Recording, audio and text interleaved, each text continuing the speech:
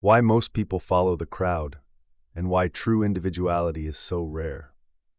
Imagine living in a world where simply being yourself feels like an act of rebellion. 2 centuries ago, Ralph Waldo Emerson warned that society lashes out at anyone who dares to think differently. If he saw today's world, with social media mobs, viral outrage, and cancel culture, he might be stunned at how far conformity has evolved. But the cost of conformity remains the same. Every time we surrender our individuality, we strangle the very spirit that gives life its meaning. And yet resisting the crowd comes at a price most are unwilling to pay. What conformity looks like today. In the past, conformity was local. Now it's global, wired into our phones, fed by algorithms that reward sameness and punish deviation. No one needs to burn you at the stake anymore. One viral post, a few thousand angry comments, and society enforces its norms with terrifying speed. It's not just governments or churches dictating what's acceptable. It's your neighbors, your coworkers, your online followers. A digital court of opinion, brutal and swift. What true nonconformity is and isn't. Real nonconformity isn't about being edgy for attention. It's not rebellion for rebellion's sake.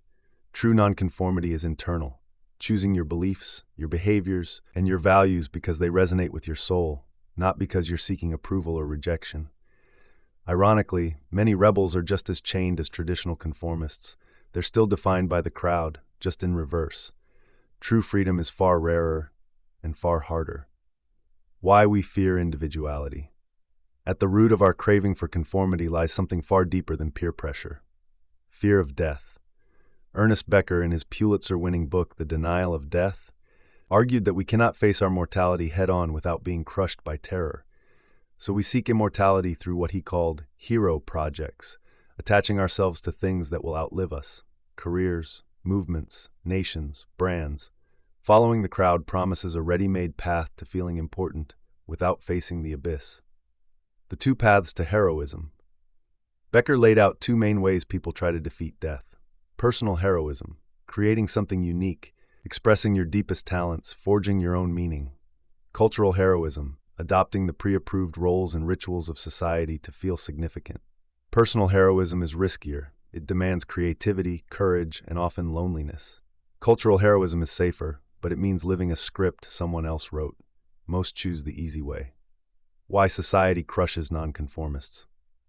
Societies, no matter how secular they seem, operate like religions. They create myths about what a good life looks like, and they demand faith in these myths.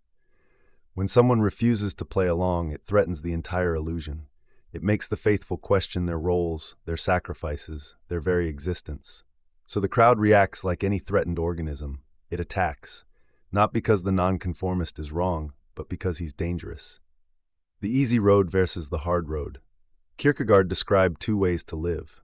Conformity, like sleeping in a soft, safe cart, no decisions to make, no risks to take. Individuality, like riding a wild horse, every moment a struggle to hold on. One offers comfort, the other, vitality.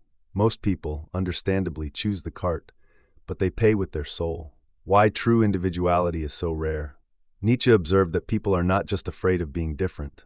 They are too lazy to even try. It's easier to inherit opinions than forge them. Easier to imitate dreams than build them. Easier to blend into the background than stand exposed.